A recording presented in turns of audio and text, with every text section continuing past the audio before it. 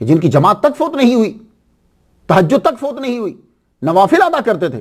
اللہ اکبر جل شانہ. تو حضرت زین العابدین جو ہیں یہ تابعی بھی 38 ہجری سے لے کر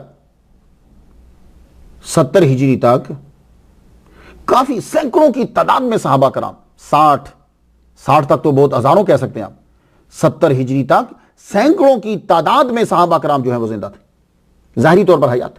تو صحابی کو دیکھنے والا، ایمان کی حالت میں جس نے دیکھا ہو اور ایمان پر ہی دنیا سے گیا ہو، اسے تابعی کہتے ہیں. تو حضرت امام حسین رضی اللہ تعالیٰ عنہ صحابی، حضرت امام حسن صحابی، اس کے علاوہ سینکڑوں صحابی تھے. تو آپ نے کتنوں کی زیارت جو ہے وہ کی. تو اس لیے آپ تابعی بھی ہیں، اور آپ کے دور کو حضور صلی اللہ علیہ وآلہ وسلم نے بہتر دور جو ہے وہ قرار دیا ہے. کیا مطلب؟ میں حدیث پڑھنا چاہتا ہوں، خیر القرون قرنی ثم الذین یلونہم ثم الذین یلونہم. سب سے بہترین دور حضور پاک کا ظاہری دور ہے، اس کے بعد جو ان کے ساتھ ملے ہوئے ہیں یعنی صحابی، پھر ان کے ساتھ جو ملے ہوئے ہیں یعنی تابعی. تو تابعی بھی جو ہیں، اس سے مراد یہ بھی جنریشن جو ہے وہ بڑی ٹاپ کی ہے. تو اس جنریشن کے اندر حضرت امام زین العابدین علیہ السلام کا دور آتا ہے. میں علیہ السلام کہہ رہا ہوں، ہو سکتا ہے کہ کسی صاحب کو کوئی اعتراض ہو جائے. تو ایک بات یاد رکھیے گا، ویسے میں بارہا عرض کر چکا ہوں کہ کچھ ٹائٹلز ایسے ہیں کہ لاحقے جو ہیں وہ ایسے ہیں کہ جو تعارف کے لیے وضع کر دیے گئے ہیں. وہ ان کا بہت اچھی نیت تھی، ان کی نیت بہت اچھی تھی، کیونکہ اس سے پھر پتہ چل جاتا ہے کہ یہ جو آدمی ہے یہ کس مقام کا ہے، کس گروپ میں شامل ہوتے ہیں. جیسے صلی اللہ علیہ وآلہ وسلم، حضور پاک علیہ السلام، جب بھی نام کے آگے آتا پتہ چل جاتا یہ نبی ہیں، اور رضی اللہ تعالیٰ عنہ پتہ چل جاتا یہ صحابی ہیں. تو تابعی کے ساتھ بھی یہی استعمال کرتے. آگے رحمت اللہ علیہ یہ جب استعمال کرتے تو پتہ چلتا کہ یہ ولی کامل ہے، یعنی ان کے بعد کا دور ہے. تو یہ گروپ بھی بڑا، یہ بھی کلاسیفیکیشن بہت اچھی ہے. اس سے اس آدمی کو پتہ چل جاتا ہے، آدمی کا جس کے پاس نالج نہیں ہے. لیکن جہاں تک یہ کویشچن ہے کہ کیا یہ استعمال کرنا ناجائز ہے یا جائز ہے، اور استعمال کرنے والا ایک کے ٹائٹل کو دوسرے کے ٹائٹل پر استعمال کرنے والا کیا یہ دائرہ اسلام سے خارج ہو جائے گا؟ نہیں، یہ نہیں ہے. اس کی وجہ کیا ہے؟ اس کی وجہ یہ ہے، علیہ السلام کا مطلب کیا ہوتا ہے کہ علیہ السلام، اس پر سلامتی ہو. ٹھیک ہے؟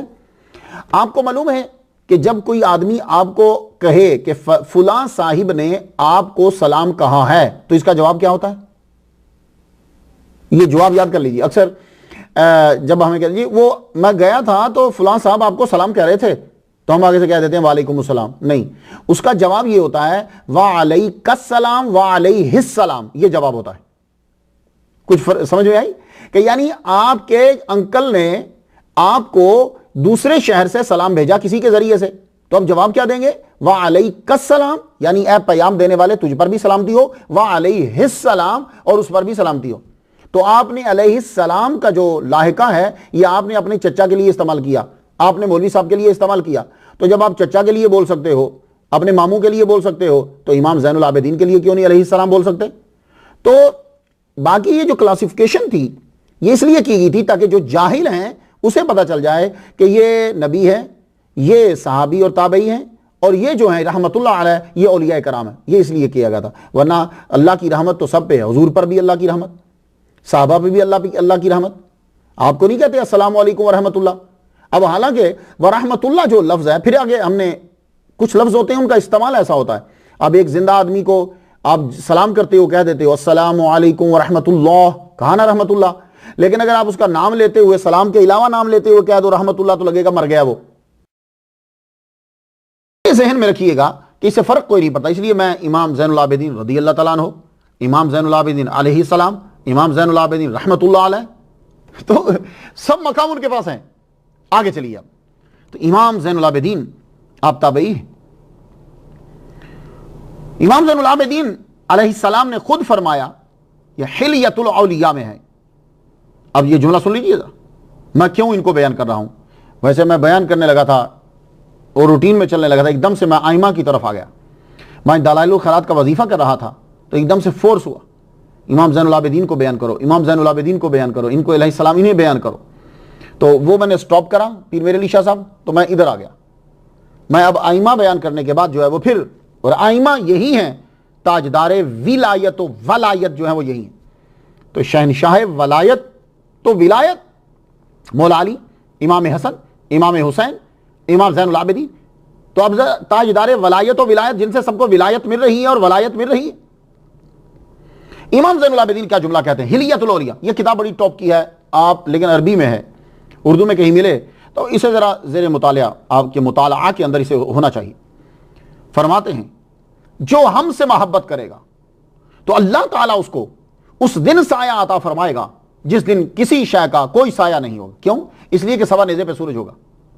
تو اللہ کے عرش کا سایہ ہے. تو آپ فرماتے ہیں کہ جو ہم سے محبت جنت کے لیے کرتا ہے، جنت کی چیزوں کے لیے کرتا ہے، اللہ تعالیٰ اس کو جنت میں چیزیں عطا فرما دے گا. اور جو ہم سے محبت کرتا ہے کسی دنیاوی غرض سے کرتا ہے ہم سے محبت کہ مجھے دنیا کی یہ چیز مل جائے، اللہ تعالیٰ اس کو دنیا کی وہ نعمت بھی عطا فرما دے گا اور اللہ تعالیٰ وہاں سے اسے رزق عطا فرمائے گا جہاں سے اسے گمان نہیں ہوگا. اس لیے آل رسول، اولاد رسول، ان سے محبت کرنی چاہیے. لیکن اس کا مطلب یہ نہیں ہے کہ صحابہ کو گالیاں دینی چاہیے، یہ مطلب نہیں ہوتا. آپ ان سے محبت کریں.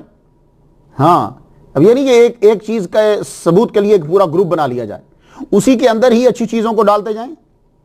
تو امام زین العابدین سے محبت. اللہم صلی علی محمد و ابوائے محمد وعلی علی ابن الحسین.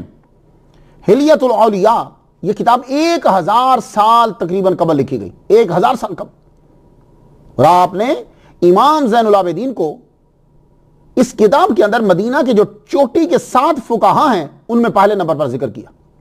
تو اس سے یہ پتہ چلا کہ امام زین العابدین تاجدار ولایت و ولایت یہ جاہل نہیں ہیں. 7 بڑے فقہا کے اندر، اور میں یہ آپ کو بتا چکا ہوں کہ جو فقیہ ہوتا ہے